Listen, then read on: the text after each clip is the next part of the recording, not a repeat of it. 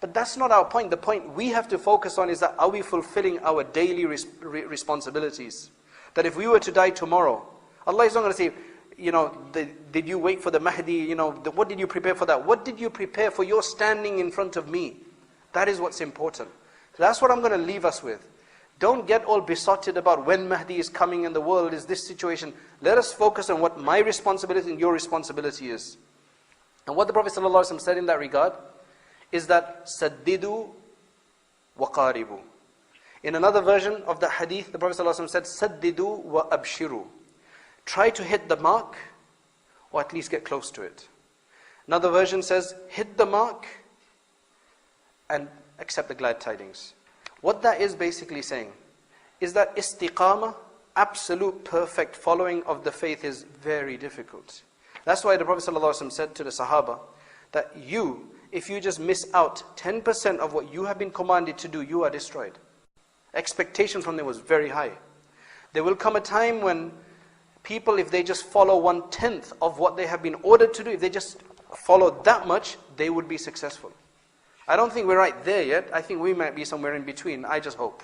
Because we seriously have lackings, and I would just hope that we're somewhere in between. Allah subhanahu wa ta'ala's standard for us is a bit low. Because, that's our weakness. But the point I'm saying is that this hadith gives us it says, try to hit the mark. Don't aim wrong. So, example, don't not set your clock for Fajr. Set it. If you can't wake up, then you seek forgiveness. You try something else tomorrow. But don't just go to sleep and not set it at all. That is, you're not even trying. You're completely hitting the wrong mark there. You're setting it for work and not for Fajr. That's wrong. This is a simple example. So in everything, try to make your salat proper. Your dress and everything, it happens slowly. But don't ever justify a position for yourself that is wrong and thinking that I'm in this country, I'm here, I've got this problem or whatever. That's why it's okay for me to be like this or like that. We know we're doing wrongs. Let us hope that we can do better tomorrow, so that every subsequent year is better than the previous. Every coming year is better than the previous year. Then if we were to pass away, at least we're on the move towards Allah subhanahu wa ta'ala. And Allah subhanahu wa ta'ala looks at our intentions. So even if we're not perfect, because we're all weak, there's no doubt about that. But let us try to do better, not justify things away.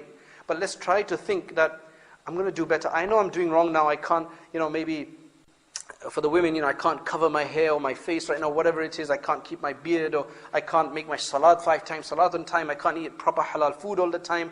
I want to do it tomorrow, inshallah. It's not that I don't need to do it. Or it's okay, I've got a fatwa from somewhere. That's what I'm talking. Don't justify things away. Understand that we're doing wrong. Understand that we're involved in maybe haram and wrong things. And we ask Allah to strengthen us and to make us better. So that at least tomorrow we do better than today. If that's the ambition, then inshallah we can stand in front of Allah subhanahu wa ta'ala and maybe have something to say. May Allah subhanahu wa ta'ala accept from all of us. May Allah reward you for your patience.